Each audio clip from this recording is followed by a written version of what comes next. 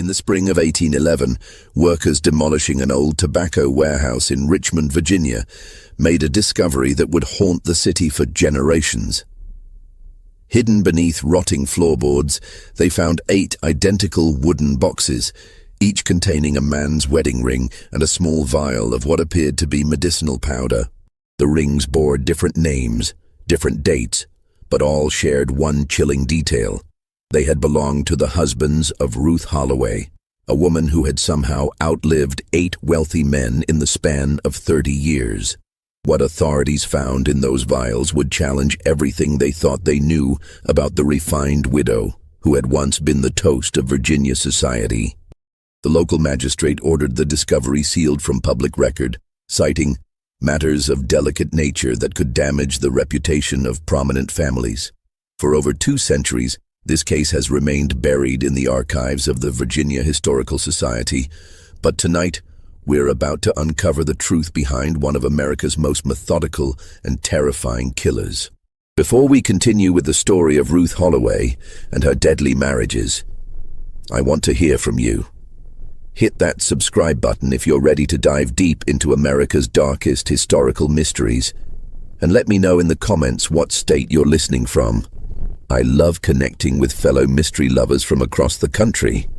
The tale of Ruth Holloway begins not with murder, but with tragedy that would shape the course of 8 men's lives and deaths.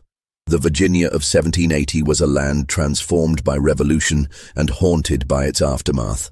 In the fertile tobacco regions surrounding Richmond and Petersburg, grand plantations stretched along the James River, their white-columned mansions standing as monuments to newfound American prosperity.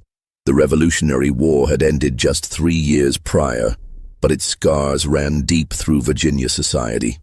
Loyalist properties had been seized and redistributed, creating a new class of wealthy patriots while leaving others destitute.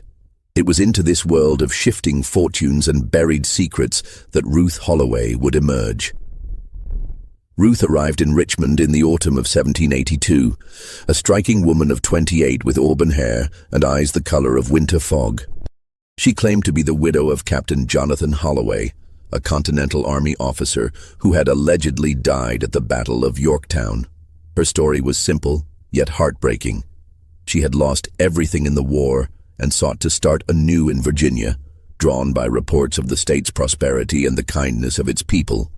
What made Ruth remarkable was not just her beauty, but her intelligence and refinement.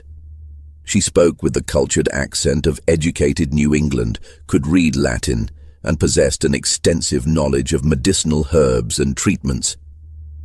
In an era when medical care was primitive and doctors scarce, Ruth's healing abilities quickly made her invaluable to Richmond's elite society. She carried with her a leather-bound journal filled with remedies passed down, she claimed, through generations of her family. The Virginia gentry welcomed Ruth with open arms. The war had created a shortage of eligible women, as many had died from disease or fled with loyalist families. Here was a refined widow of impeccable manners who could discuss politics with the men and healing arts with the women. Within months of her arrival, Ruth had established herself in a modest but respectable house on Clay Street, supporting herself by treating ailments that ranged from consumption to nervous disorders. But beneath Richmond's polished surface, darker currents flowed. The war had created not just heroes, but profiteers and traitors. Whispered conversations in drawing rooms spoke of men who had switched sides for gold, of supply convoys mysteriously attacked by those who knew their routes, of patriot leaders betrayed to British forces. Some suspected the existence of a secret organization that had collaborated with the enemy, but proof remained elusive. These men had not only survived the war but thrived in its aftermath, their treason rewarded with seized loyalist properties and lucrative government contracts. It was in this atmosphere of prosperity built on betrayal that Ruth Holloway would begin her deadly courtship with Virginia's most prominent citizens.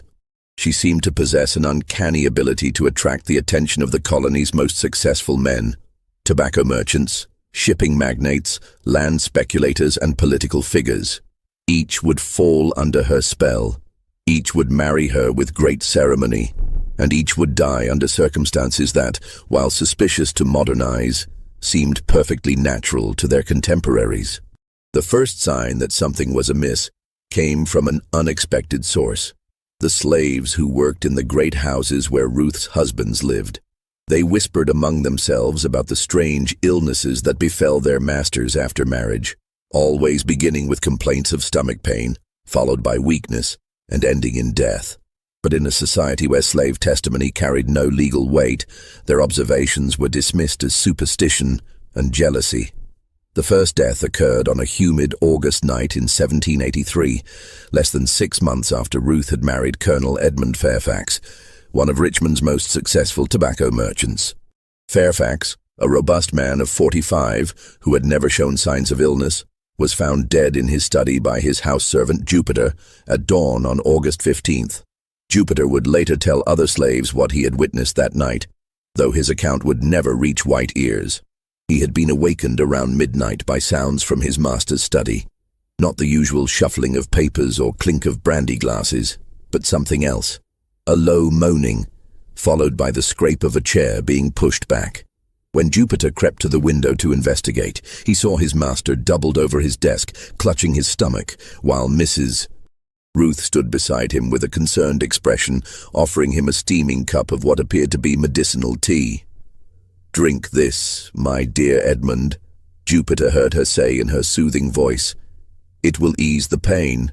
I prepared it with special care." Colonel Fairfax raised his head with obvious effort. His face, Jupiter noted with alarm, was ashen and covered in perspiration despite the cool night air. "The pain. It's getting worse, Ruth. Perhaps we should call for Dr. Harrison." Ruth's hand rested gently on her husband's shoulder. "Nonsense, darling. Dr. Harrison is miles away, and besides, this remedy has been used in my family for generations. Trust me." Her voice carried that same melodic quality that had charmed Richmond society. But in the darkness, Jupiter detected something else beneath it, a note of insistence that brooked no argument. The colonel drank from the cup, and within minutes his moaning intensified. Jupiter watched in horror as his master convulsed once, twice, then collapsed forward onto his desk, sending papers and inkwells scattering to the floor. Ruth stood perfectly still for a long moment, watching. Then, with movements that seemed oddly calm for a woman who had just witnessed her husband's apparent death throes, she retrieved the cup, rinsed it thoroughly in a basin of water she had apparently prepared in advance, and only then began to scream for help. When Dr. Harrison arrived at dawn, he found Ruth in a state of convincing grief, clutching her husband's body and weeping inconsolably. The symptoms she described were consistent with acute gastric distress, possibly brought on by tainted food or nervous excitement. Colonel Fairfax had been involved in some contentious business dealings recently, she explained, and had complained of stomach problems for several days. Dr. Harrison's examination revealed nothing unusual. The colonel's body showed no signs of violence, and the gastric symptoms Ruth described were common enough in the Virginia climate, where spoiled food and impure water frequently caused similar ailments. He recorded the cause of death as acute gastric fever and offered his condolences to the grieving widow. What Dr. Harrison didn't know, and what Ruth had counted on, was that the medicinal knowledge she claimed as family tradition actually came from a far more sinister source. During her journey to Virginia, Ruth had spent several weeks in Philadelphia, where she had developed an intimate relationship with a disgraced physician named Dr. Marcus Wainwright. Wainwright had been expelled from practice after experimenting with various plant extracts as means of causing untraceable deaths. His research, conducted in secret and never published, had identified several native plants that could produce symptoms mimicking common illnesses while leaving no trace in the body after death. Ruth had not only learned Wainwright's methods, but had improved upon them. She discovered that by combining small amounts of certain plant alkaloids with common medicinal herbs, she could create preparations that would ease genuine ailments when used in small doses, but prove fatal when administered in larger quantities or specific combinations. Her leather journal contained not family remedies, but carefully recorded formulas for murder disguised as medicine. The funeral of Colonel Fairfax was attended by the cream of Richmond society. Ruth played the role of grieving widow to perfection, fainting at the graveside and being supported by sympathetic friends.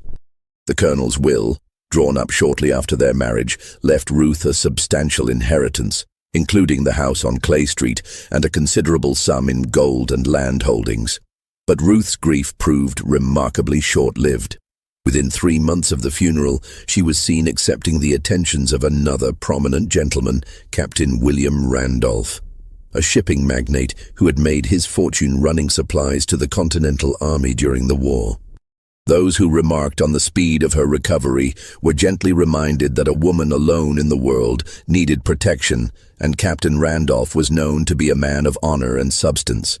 What none of Ruth's admirers suspected was that she had not chosen them at random. Each man she targeted shared a common secret. They had all been members of a clandestine organization that had provided intelligence to British forces during the war. Colonel Fairfax had been the group's treasurer, responsible for distributing British gold to American traitors. Ruth's seemingly chance arrival in Richmond and her subsequent romantic conquests were anything but coincidental. They were the opening moves in a game of revenge that would claim 8 lives before it was finished. Captain William Randolph's death, barely 8 months after his marriage to Ruth in January 1784, followed an eerily similar pattern. The robust sea captain, known for his iron constitution and ability to weather the worst storms along the Atlantic coast, succumbed to what Dr. Harrison diagnosed as bilious fever after 3 days of intense stomach pain and weakness. By now, Jupiter had been sold to another household, but the slave community maintained its own network of information. Word spread quickly about the strange coincidence of another of Mrs. Ruth's husbands dying of stomach ailments. Old Caesar, who worked in the Randolph household, reported similar observations to those Jupiter had made, his master falling ill after accepting medicinal tea from his wife. Ruth's unnaturally calm demeanor during the crisis, and her insistence that no other physician be called. But it was Caesar who made a discovery that would prove crucial to understanding Ruth's methods.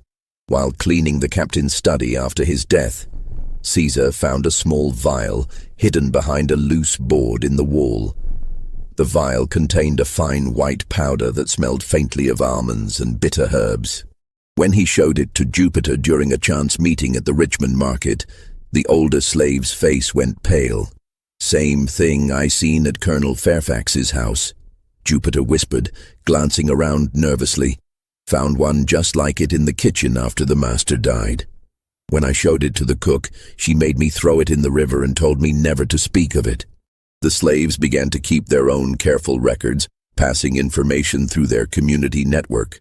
They noted that Ruth always insisted on personally preparing her husband's medicines, that she kept her supplies locked in a special chest that she never allowed servants to handle, and that she had an unusual knowledge of plants that grew wild in the Virginia countryside.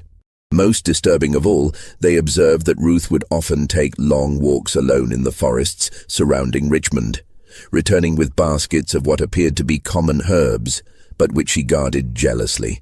Meanwhile, Ruth's position in Richmond society grew stronger with each tragedy.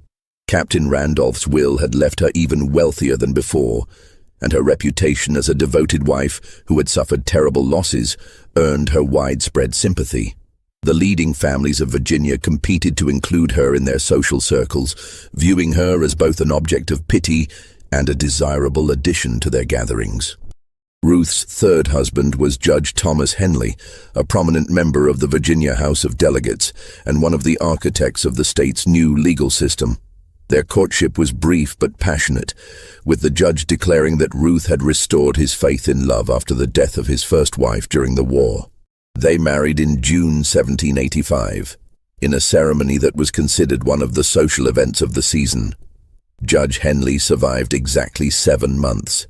His death in January 1786 was particularly shocking because it occurred during a dinner party at their home, with a dozen of Richmond's most prominent citizens as witnesses. Henley had been in excellent health and high spirits throughout the evening, regaling his guests with stories of the constitutional conventions and his hopes for Virginia's future. It was only after Ruth served him a special digestive tonic, prepared, she explained, according to a recipe her late mother had used for her father, that the judge began to show signs of distress. Dr. Harrison, now the third time called to treat one of Ruth's husband's fatal illnesses, began to harbor private suspicions. But suspicion was not evidence, and Ruth's behavior remained beyond reproach. She had witnesses to her husband's illness. She had never been alone with him during his final hours, and the symptoms were consistent with any number of natural ailments. Moreover, she was a woman of impeccable reputation, wealth, and social standing. To accuse her of murder would require proof that simply didn't exist, at least not in any form that the legal system would recognize. The pattern continued with ruthless precision. Husband number 4 was plantation owner George Carrington, who died of acute dyspepsia in 1787. Number 5 was merchant Samuel Bradford, who succumbed to nervous fever in 1788. Number 6 was banker Edward Custis, dead of gastric apoplexy in 1789. Each death made Ruth wealthier and more powerful. Each funeral saw her grief grow more theatrical, and each new marriage brought fresh whispers of coincidence that seemed too remarkable to be natural. It was after the death of Edward Custis that a pattern began to emerge among those who paid careful attention. Dr. Marcus Wainwright, the disgraced physician Ruth had known in Philadelphia, had arrived in Richmond in late 1789, claiming to seek a fresh start in Virginia. He rented a small house on the outskirts of town and lived quietly, seeing few patients and keeping largely to himself. But Caesar, now working for a family near Wainwright's residence, noticed that Ruth made regular visits to the doctor's house, always arriving at dusk and leaving after dark. What Caesar couldn't know was that these visits were not social calls, but business meetings. Wainwright had discovered Ruth's true identity through his own sources and had come to Richmond not seeking redemption, but seeking profit. He knew what Ruth was doing and why, and he wanted his share of the wealth she was accumulating. Their arrangement was simple. He would continue to provide her with new and improved methods of poisoning, and she would pay him a percentage of each inheritance. But Wainwright had made a fatal miscalculation. He assumed that because Ruth needed his expertise, she would continue to tolerate his demands for money and his increasingly bold suggestions that they expand their operations to other cities.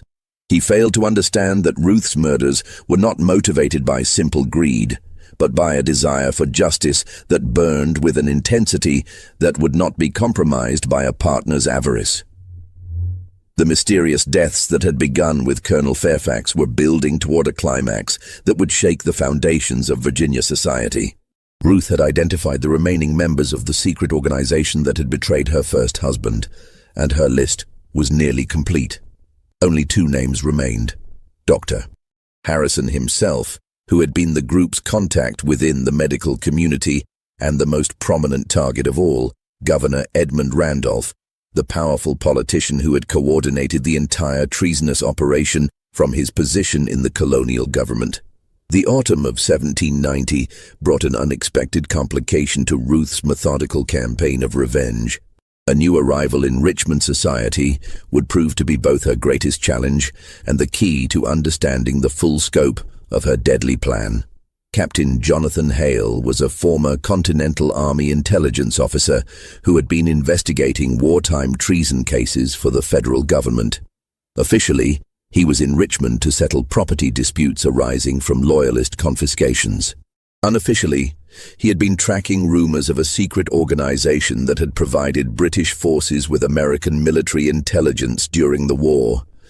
His investigation had led him to identify several members of this treasonous network, and he had noted with interest that many of them had died under mysterious circumstances in recent years. What made Captain Hale particularly dangerous to Ruth was his military training in recognizing patterns and his access to intelligence files that contained information about suspected traitors. Unlike the local authorities, who saw only a series of unfortunate coincidences, Hale began to see connections that pointed toward a deliberate campaign of elimination. Hale's first significant discovery came through his friendship with Dr. Harrison. During a casual conversation about the unusual number of prominent men who had died of stomach ailments in recent years, the doctor mentioned his growing unease about the pattern of deaths among Ruth's husbands. What particularly troubled Harrison was that each victim had died despite receiving what appeared to be appropriate medical care from their devoted wife. "It's most peculiar, Jonathan," Dr. Harrison confided during a private dinner at his home. "Mrs. Holloway seems to have the most dreadful luck with husbands, yet she's one of the most attentive wives I've ever encountered. She knows more about medicinal treatments than many physicians, and she's always eager to help with the care of her ailing spouses. If I didn't know better, I'd swear she was trying to save them rather than—" He paused, unwilling to voice his suspicions aloud. Captain Hale leaned forward with interest. "Rather than what, Doctor?" Harrison shook his head. "Forgive me. I shouldn't speak ill of a woman who has suffered such terrible losses. It's just that in 30 years of practice, I've never seen such a concentrated series of similar deaths in one family." That night, Hale began his own investigation into Ruth Holloway's background. What he discovered sent chills down his spine. There was no record of Captain Jonathan Holloway in Continental Army files. No officer by that name had died at Yorktown or any other battle. The woman calling herself Ruth Holloway had appeared in Richmond with a completely fabricated identity, and her true origins remained a mystery.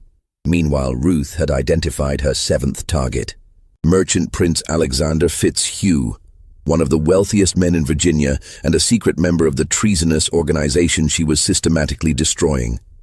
Fitzhugh had made his fortune by providing British forces with information about American supply convoys, enabling enemy raids that had cost hundreds of Patriot lives. His betrayal had been particularly heinous because he had used his position as a supplier to the Continental Army to gather intelligence on American movements and weaknesses. Ruth's courtship of Fitzhugh began in the winter of 1790 and followed her established pattern. She presented herself as a lonely widow in need of companionship and protection, while gradually revealing her extensive knowledge of business and finance. Fitzhugh, a widower himself, was charmed by her combination of vulnerability and intelligence. Within 3 months he had proposed marriage, but this time Ruth faced unexpected scrutiny. Captain Hale had quietly alerted several prominent citizens to his suspicions about the mysterious widow, and word had begun to spread through Richmond's tight-knit elite society. When Fitzhugh announced his engagement to Ruth, several of his friends urged caution. "Alexander, surely you've noticed the peculiar pattern," warned tobacco magnate Robert Carter during a private meeting at the Richmond Club. 7 husbands, 7 mysterious deaths. Even if one accepts that Mrs. Holloway is simply unlucky in marriage, surely such a concentration of tragedy warrants some investigation. Fitzhugh's response revealed the power of Ruth's psychological manipulation. "Gentlemen, I understand your concern, but I must point out that your suspicions are based on nothing more than coincidence and gossip. Mrs. Holloway has been examined by the finest physicians and questioned by the most respected magistrates. She has been cleared of any wrongdoing repeatedly.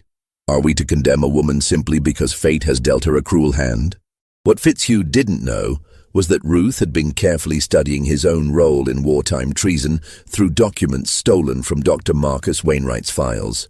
Wainwright, in his continuing attempts to blackmail Ruth into sharing more of her profits, had been conducting his own investigation into her targets. He had discovered that Ruth's victims were all connected by their membership in a secret society called the Covenant of Prosperity, which had coordinated intelligence sharing with British forces in exchange for post-war business advantages. The revelation that Wainwright knew about the Covenant convinced Ruth that her partner had become too dangerous to allow to live. On a cold February night in 1791, Dr. Marcus Wainwright was found dead in his home, apparently having consumed a fatal dose of his own experimental poisons. The magistrate's investigation concluded that the disgraced physician had taken his own life rather than face exposure of his illegal experiments. Ruth attended Wainwright's funeral with appropriate solemnity, but privately, she felt a sense of relief. The only person who could have connected her to a source of exotic poisons was now dead, and with his death, the last external threat to her mission had been eliminated. She was now free to complete her work without interference. Alexander Fitzhugh married Ruth Holloway on March 15, 1791, in a ceremony that was notably smaller and more subdued than her previous weddings. Captain Hale attended as a guest, watching Ruth carefully throughout the proceedings and noting her complete composure and apparent happiness. If she was indeed a serial killer, she was remarkably skilled at concealing her true nature. The marriage lasted 4 months. Alexander Fitzhugh died on July 20, 1791, after a brief illness that began with stomach pains and ended with complete systemic collapse. Dr. Harrison, now deeply suspicious but still lacking concrete evidence, performed the most thorough examination of his career. He found nothing that would legally constitute proof of poisoning, but privately, he was convinced that Fitzhugh had been murdered. Ruth's performance as the grieving widow reached new heights of theatrical skill. She collapsed at the funeral, required smelling salts to revive her, and spent weeks in seclusion, apparently overcome by grief. But those who knew her well began to notice subtle changes in her behavior. She seemed more confident, more imperious, and less concerned with maintaining the facade of helpless femininity that had served her so well in the past. With Fitzhugh's death, Ruth had accumulated a fortune that made her one of the wealthiest women in Virginia. More importantly, she had eliminated 7 of the 8 members of the Covenant of Prosperity. Only one target remained: Dr. Harrison himself, the physician who had served as the organization's medical contact and who now posed the greatest threat to her continued freedom. But Ruth had not anticipated that Captain Hale's investigation would lead him to uncover her true identity and the real reason for her deadly campaign. In the files of a captured British intelligence officer, Hale had found references to an American spy network that included a woman identified only as the Widow. This mysterious figure had reportedly lost her husband to Patriot forces and had sworn revenge against those responsible for his death. Cross-referencing this information with military records, Hale made a shocking discovery. Captain Jonathan Holloway had indeed existed, but he had been a British spy operating under deep cover within the Continental Army. He had been captured and executed by American forces in 1779 after being betrayed by members of his own spy network, the same network that would later become the Covenant of Prosperity. Ruth Holloway was not seeking justice for Patriot betrayal. She was seeking revenge for the death of a traitor. Her husband had been a British agent, and his execution had been both legal and justified. The members of the Covenant had betrayed him not to the British, but to the Americans, seeking to eliminate a competitor who knew too much about their own treasonous activities. This revelation changed everything about the case, but it also made Ruth infinitely more dangerous. She was not a grieving Patriot widow seeking to punish traitors. She was a British loyalist executing American heroes who had helped win the war for independence. Her campaign of murder was not justice, but treason itself. Captain Hale's discovery of Ruth's true identity came at a critical moment, for he learned that she had already begun her final courtship. Her 8th and last target was not Dr. Harrison, as Hale had expected, but Governor Edmund Randolph himself, the most powerful man in Virginia and the secret leader of the Covenant of Prosperity. The governor's interest in Ruth had been carefully cultivated over several months. She had positioned herself at social events where she knew he would be present, had arranged to be introduced by mutual friends, and had gradually revealed herself to be a woman of extraordinary intelligence and refinement. Unlike her previous targets, Governor Randolph was already married, but Ruth had observed that his wife was frequently ill and confined to bed rest. Ruth's approach to Randolph was different from her previous campaigns. Rather than presenting herself as a vulnerable widow in need of protection, she portrayed herself as a woman of independent means who could be a valuable political ally. She demonstrated an impressive knowledge of Virginia politics and showed herself to be a shrewd judge of character and opportunity. In short, she made herself indispensable to a man whose ambitions extended far beyond the governor's mansion. What made this courtship particularly dangerous was that Governor Randolph was himself a man of considerable intelligence and experience. He had survived the treacherous currents of revolutionary politics, had helped draft the Constitution, and had built a network of allies and informants throughout Virginia and beyond. If anyone could recognize Ruth's true nature, it would be him. But Ruth had one crucial advantage. She knew exactly what kind of man Randolph was beneath his public persona, while he saw her only as she chose to present herself. Through her research into the Covenant of Prosperity, Ruth had learned that Randolph's treason during the war had been motivated not by ideology, but by pure ambition. He had provided British forces with intelligence because he believed the revolution would fail and wanted to position himself advantageously in the post-war world. When it became clear that the Americans would win, he had betrayed his British contacts to save his own reputation.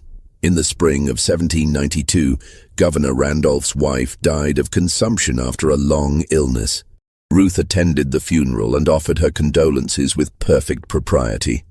She then withdrew from social activities for several weeks, ostensibly to avoid any appearance of impropriety during the governor's period of mourning.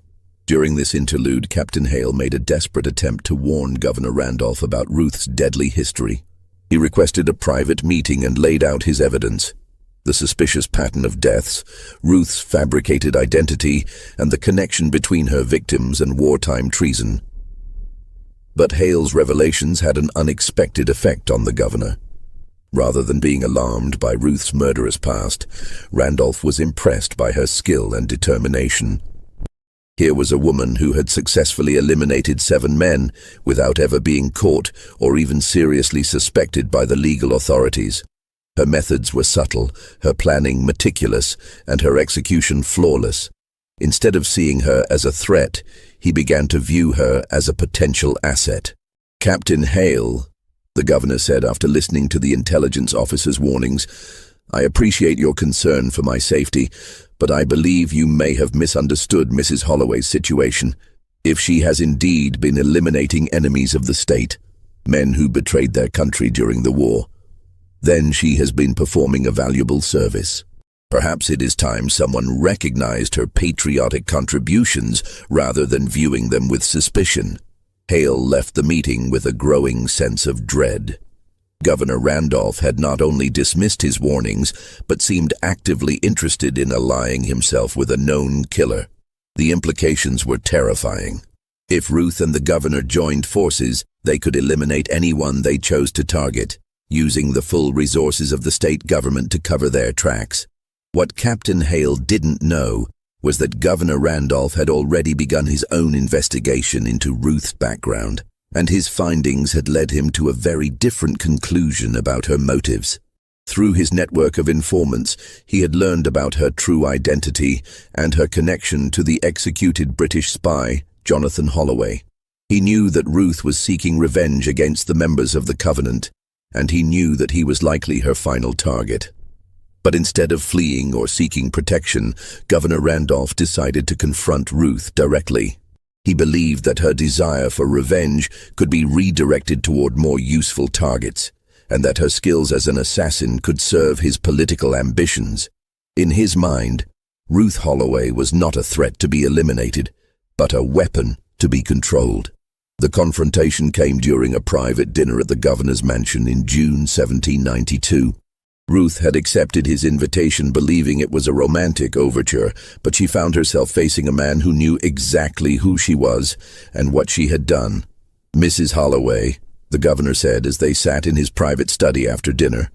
"Or should I say, Mrs. Jonathan Holloway, widow of the British agent executed for treason in 1779.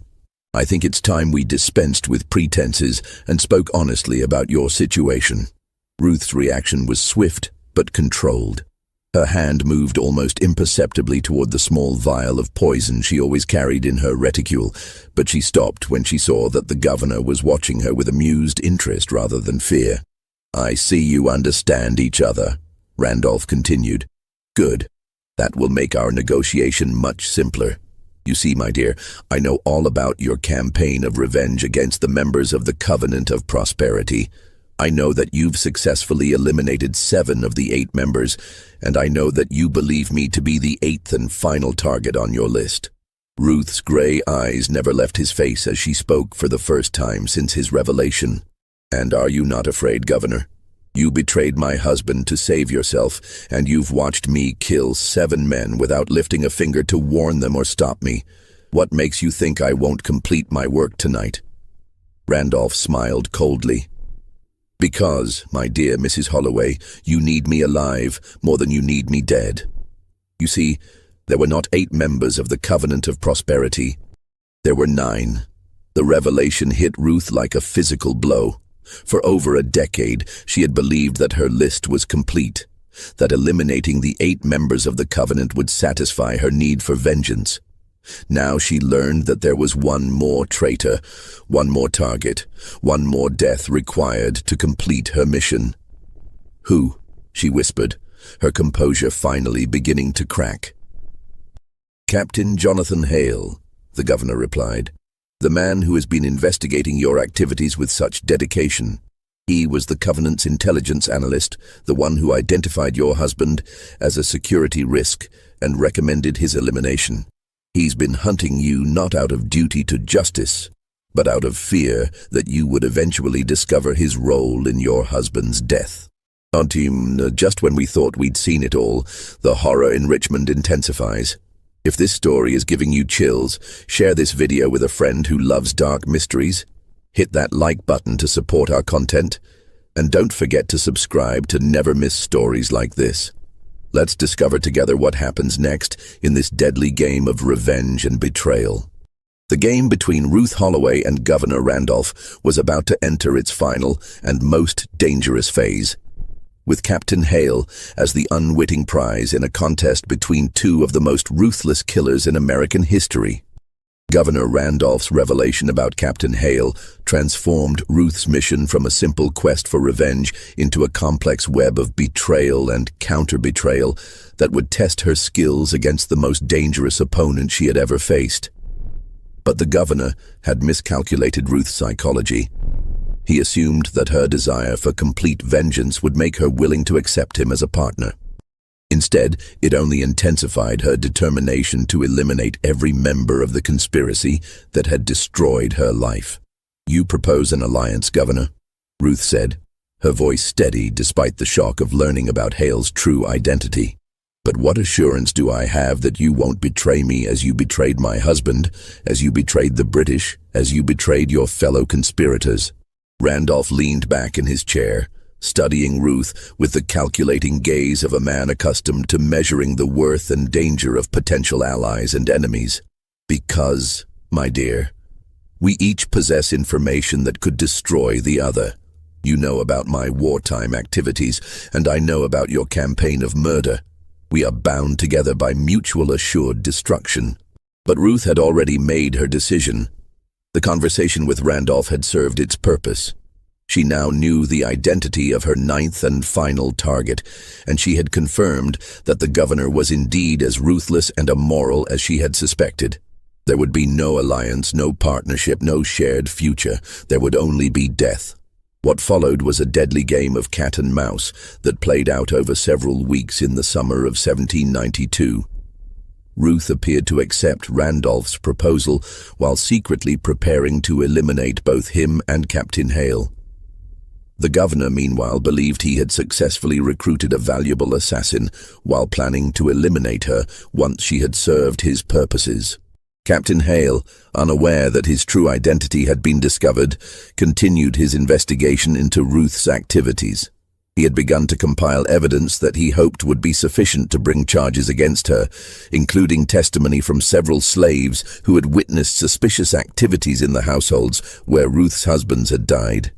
What he didn't know was that both Ruth and Governor Randolph were watching his every move, each planning to use his investigation for their own ends. The climax began on the evening of August 15, 1792, exactly 9 years after Colonel Fairfax's death. Ruth had invited both Governor Randolph and Captain Hale to a private dinner at her mansion, ostensibly to discuss a business proposition that would benefit all three of them. Each man accepted the invitation, believing that he held the upper hand in whatever game was being played. The dinner proceeded with perfect civility, with Ruth playing the gracious hostess and her two guests engaging in polite conversation about politics and business. But beneath the surface pleasantries, a deadly tension was building. Each person at the table knew more about the others than they were revealing, and each was waiting for the right moment to strike.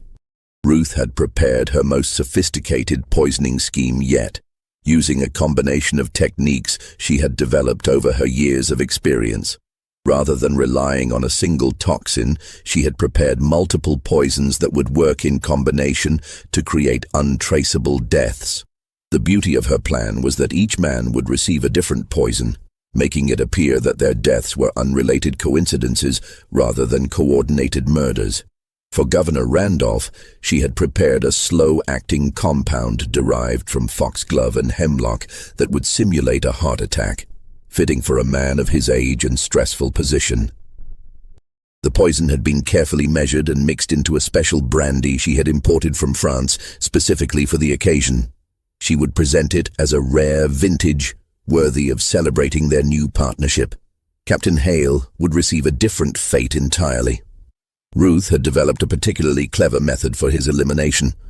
A contact poison applied to the rim of his wineglass that would absorb through his skin and cause symptoms resembling apoplexy. The beauty of this approach was that death would not occur for several hours, allowing Hale to leave her home apparently healthy and die in his own quarters, removing any direct connection to the dinner party. But Ruth had not anticipated that Governor Randolph would arrive at the dinner already knowing about her plans. Through his network of servants and informants, he had learned about her recent activities: the purchasing of unusual herbs, the late-night visits to abandoned buildings where she prepared her compounds, and most damning of all, the discovery of her journal containing detailed records of all her previous murders. As the three sat down to dinner, Ruth noticed that Governor Randolph seemed unusually relaxed and confident, while Captain Hale appeared tense and distracted. She interpreted this as evidence that her deception was working. Randolph believed himself safe as her ally, while Hale was growing suspicious but didn't yet understand the full scope of his danger. The conversation during dinner revealed the complex psychological dynamics at play. Ruth spoke eloquently about the nature of justice and revenge, weaving philosophical observations into seemingly casual remarks. "I've always believed," she said while serving the main course, "that those who betray trust deserve to face the consequences of their actions, no matter how much time has passed." Governor Randolph nodded approvingly. "Indeed, Mrs. Holloway, justice delayed is not justice denied, particularly when the delay serves to make the eventual reckoning more complete." Captain Hale, increasingly uncomfortable with the direction of the conversation, attempted to steer the discussion towards safer topics. "Surely we can agree that revenge, however justified it might seem, is ultimately destructive to both the avenger and society as a whole. The rule of law exists precisely to prevent individuals from taking justice into their own hands." Ruth's smile was cold as she responded, "But Captain, what happens when the law itself has been corrupted by those who deserve punishment? What recourse remains for those who have been wronged when the very institutions meant to provide justice are controlled by the guilty?" It was at this moment that Captain Hale realized he was not merely a guest at this dinner, but a target. The philosophical discussion was not abstract. It was Ruth's way of explaining why she intended to kill him. His hand moved instinctively toward his coat, where he carried a pistol, but Governor Randolph's sharp glance warned him against any sudden movements. "Gentlemen," Ruth said, rising from her seat with graceful composure, I believe it's time we move to the library for brandy and honest conversation. I have something special I'd like to share with you both." As they moved to the library, each person was acutely aware that they were walking into the final confrontation of a deadly game that had been building for over a decade. Ruth had positioned herself between her two targets and the door, cutting off their most obvious escape route. Governor Randolph noted the strategic positioning, but remained confident in his ability to outmaneuver a woman he still viewed as a useful but ultimately expendable tool. Captain Hale, now certain of his danger, was calculating the odds of survival if he made a desperate attempt to fight his way out. The library where Ruth had chosen to stage her final scene was perfectly appointed for her purposes. Heavy curtains blocked the windows, muffling sound from the street. The servants had been dismissed for the evening, ensuring no witnesses to whatever was about to unfold. Most importantly, Ruth had prepared the room with everything she would need to dispose of two bodies and create convincing explanations for their deaths. "Now then," Ruth said as she moved to a sideboard laden with crystal decanters, "I promised you both honest conversation, and I intend to deliver. Governor Randolph, you believe you have successfully manipulated me into becoming your personal assassin. Captain Hale, you believe you have gathered enough evidence to bring charges against me for the murder of my 8 husbands. You are both correct in your assessments, and you are both fatally wrong in your assumptions about what I intend to do with this knowledge." She turned to face them, holding 2 glasses of what appeared to be expensive French brandy. "The truth is that neither of you will leave this room alive tonight. Governor Randolph, you will die because you were the leader of the conspiracy that murdered my husband. Captain Hale, you will die because you were the intelligence analyst who identified him as a security risk. Your deaths will complete my mission and provide me with the justice I have sought for 13 long years." Governor Randolph's composure finally cracked as he realized that his manipulation had failed completely. "Mrs. Holloway, I think you underestimate the consequences of murdering a sitting governor. My death will not go unnoticed or uninvestigated. You cannot simply add me to your list of victims and expect to escape scrutiny." Ruth's laugh was genuinely amused. "Governor, I have killed 8 prominent men without ever being seriously suspected of a crime. I have accumulated a fortune, established myself in the highest levels of society, and eliminated nearly all of my enemies while maintaining a reputation as a grieving widow deserving of sympathy and protection. What makes you think that killing you and Captain Hale will present any greater challenge?"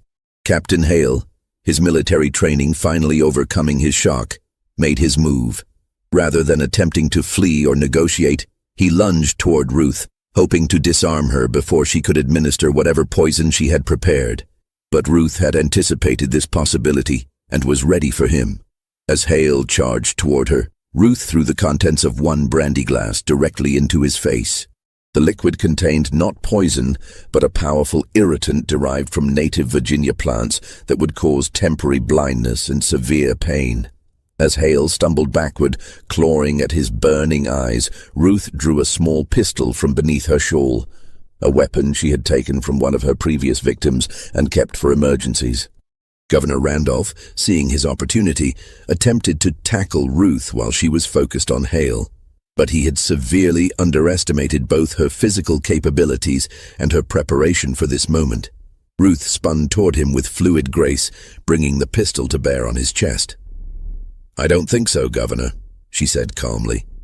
"After all these years of planning, I'm not about to let either of you spoil my moment of triumph." The confrontation that followed revealed the full extent of Ruth's transformation from grieving widow to calculating killer. She had become something far more dangerous than a simple poisoner. She was a strategist who had spent over a decade perfecting not just her methods of murder, but her understanding of human psychology and the weaknesses that could be exploited in even the most powerful men. "You want to know the truth about your precious covenant of prosperity?" Ruth asked, keeping the pistol trained on Randolph while ensuring she could see Hale, who was slowly recovering from the attack on his eyes. It wasn't a patriotic organization working to eliminate British spies. It was a group of ambitious men who sold information to whoever paid the most, switching sides whenever it served your interests. You betrayed my husband, not because he was a threat to American independence, but because he had discovered evidence of your own treason and was preparing to expose you to both sides. Governor Randolph's face went pale as Ruth revealed her knowledge of the Covenant's true activities. How could you possibly know that? Those records were destroyed years ago. Ruth smiled coldly. Governor, you made the mistake of assuming that a woman motivated by love and grief would be less thorough in her research than a man motivated by political ambition. I have spent 13 years tracking down every document, every witness, every scrap of evidence related to my husband's death and your organization's activities. I know more about the Covenant of Prosperity than any of its surviving members ever did. What Ruth revealed next would shake the foundations of Virginia's post-revolutionary society. The Covenant had not simply sold intelligence to the British during the war. They had orchestrated a complex scheme to profit from both sides of the conflict while positioning themselves advantageously regardless of the outcome. They had stolen supplies meant for Continental Army, sold strategic information that led to American defeats, and eliminated competitors who threatened their monopoly on corruption. My husband discovered your scheme in 1779, Ruth continued, but instead of reporting it to British authorities, he attempted to blackmail you. That was his fatal mistake. You couldn't afford to let him expose your activities, but you also couldn't simply kill him yourselves without risking exposure. So you betrayed him to the Continental Army as a British spy, knowing that patriot justice would eliminate your problem while making you appear loyal to the American cause. Captain Hale, his vision gradually clearing, finally understood the full scope of what had been happening around him for the past decade. "Dear God," he whispered, "you're not seeking justice for British loyalists. You're seeking revenge for the corruption that killed your husband." Ruth nodded approvingly. "Finally, Captain, you understand.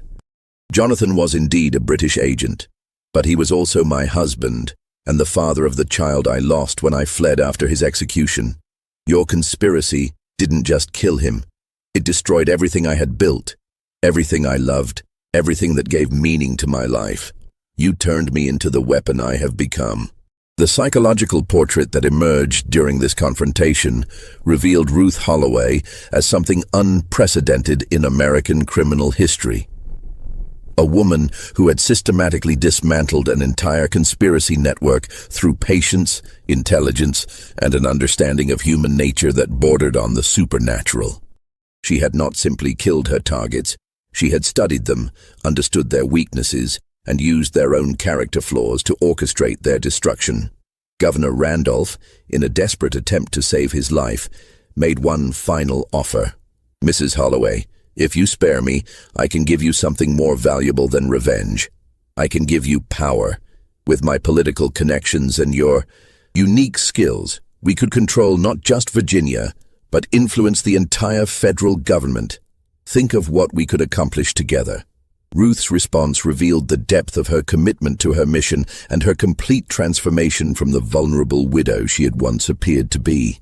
"Governor, you still don't understand what drives me. This was never about power or wealth or position in society. This was about love. Love for a man you murdered. Love for a life you destroyed. Love for justice that your corrupt system could never provide. Power corrupts, as you have so thoroughly demonstrated. But love endures, and love demands satisfaction." Okay, the final moments of the confrontation unfolded with the precision and inevitability of a perfectly planned execution. Ruth had orchestrated every detail of this evening, not just to kill her final targets, but to ensure that their deaths would appear to be the result of their own actions rather than her intervention. The bodies of Governor Edmund Randolph and Captain Jonathan Hale were discovered the following morning by servants arriving to prepare the mansion for the day. The scene that greeted them appeared to tell a clear and tragic story. The two men had apparently engaged in a violent confrontation that had ended with both their deaths. Governor Randolph was found in the library with a bullet wound to the chest, Captain Hale's pistol clutched in his hand. Captain Hale lay nearby, apparently having succumbed to a combination of chemical burns to his face and a severe blow to the head from a heavy crystal decanter that lay shattered beside his body. The room showed signs of a desperate struggle, with furniture overturned and papers scattered across the floor. Ruth Holloway was discovered bound and gagged in a closet off the library, apparently having been imprisoned there during the confrontation between the two men. When released by the horrified servants, she collapsed in apparent shock and grief, unable for several minutes to coherently explain what had happened. When Dr. Harrison arrived to examine the bodies and interview Ruth, her account of the evening's events was both heartbreaking and convincing.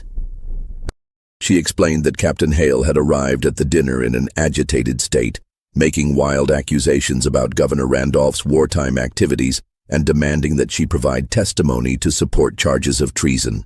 The governor had initially attempted to calm the situation, but when Hale produced documents that seemed to implicate Randolph in wartime corruption, the confrontation had escalated beyond control.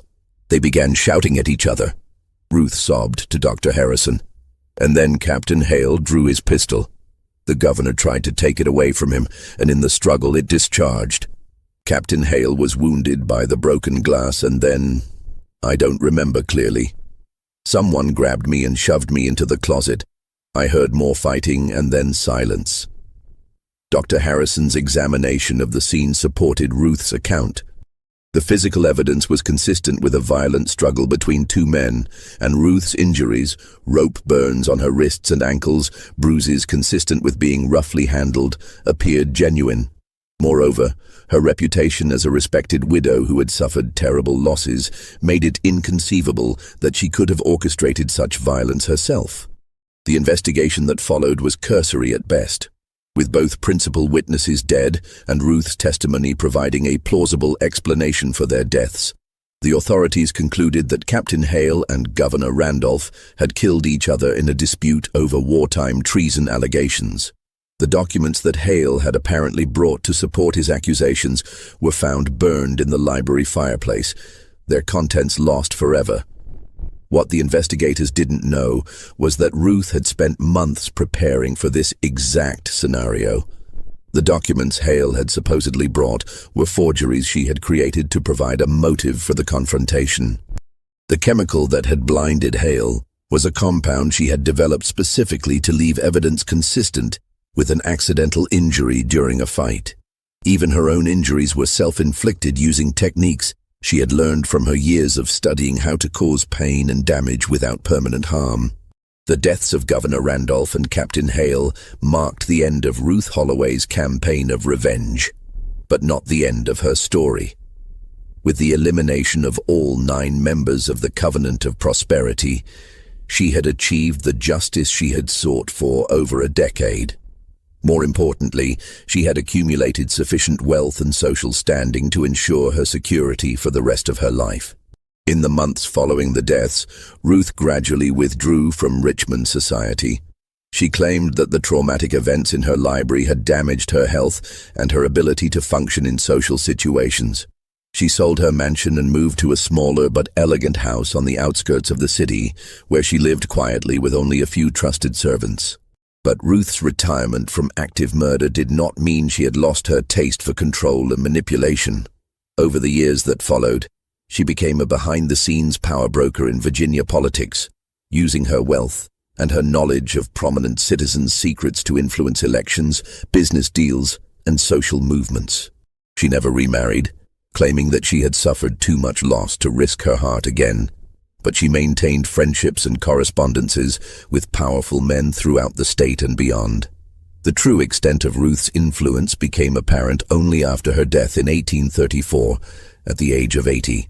Among her papers, investigators found detailed records not only of her 9 murders, but of dozens of other schemes she had orchestrated over the years. She had blackmailed corrupt officials, manipulated business competitors into ruin, and engineered the social destruction of anyone who had crossed her or threatened her interests. Perhaps most shocking of all was the discovery of Ruth's complete journal, written in a code that took cryptographers months to decipher. The journal revealed that her campaign against the Covenant of Prosperity had been only the beginning of her career as what she called an agent of necessary justice. She had continued to eliminate people she deemed deserving of death, but had refined her methods to the point where her involvement was never even suspected. The journal entries from her later years revealed a woman who had been completely transformed by her experiences. The grieving widow who had arrived in Richmond in 1782 had evolved into something unprecedented in American history. A female crime lord who operated not for profit or power, but for her own twisted sense of moral order. "I have become something that perhaps God never intended to exist," she wrote in one of her final entries, "but which the corruption of this world has made necessary. I am justice without law, retribution without mercy, and order without government. I have taken upon myself the responsibility of eliminating those whom society refuses to punish, and I have done so without regret or hesitation."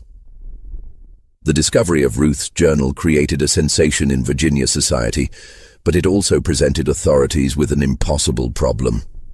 Many of the people she claimed to have killed had died so long ago that no investigation was possible. Others had been prominent citizens, whose reputations could not be tarnished without causing serious political and social upheaval. In the end, the decision was made to seal the journal and classify the entire case as a matter of state security. The story of Ruth Holloway remained buried in the archives of the Virginia Historical Society for nearly 2 centuries, surfacing only occasionally in the research of historians studying the post-revolutionary period. But those few scholars who encountered her case were invariably struck by the methodical nature of her crimes and the psychological sophistication of her methods. Modern forensic experts who have studied Ruth's techniques have concluded that she was far ahead of her time in understanding how to commit undetectable murders. Her use of plant-based toxins, her manipulation of crime scenes, and her ability to create false identities and motives would not be equaled by criminal investigators until the late 20th century. But perhaps the most disturbing aspect of Ruth Holloway's story is not her skill as a killer, but her success as a manipulator of public perception. For over 50 years, she maintained her reputation as a tragic figure, deserving of sympathy and protection, while secretly operating as one of the most prolific murderers in American history. She proved that the most dangerous criminals are not those who operate outside society, but those who learn to control society from within. The implications of her case continue to resonate with law enforcement professionals and psychologists today. Ruth Holloway demonstrated that the combination of intelligence, patience, and complete moral flexibility could allow a single individual to subvert an entire social system for personal ends. She created a template for psychological manipulation and systematic murder that has been studied and copied by criminals ever since.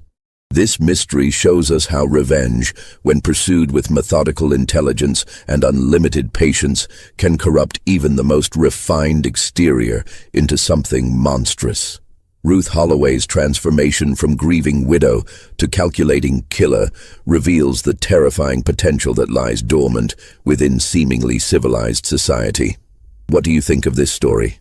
Do you believe someone could really carry out such an elaborate campaign of revenge without being detected?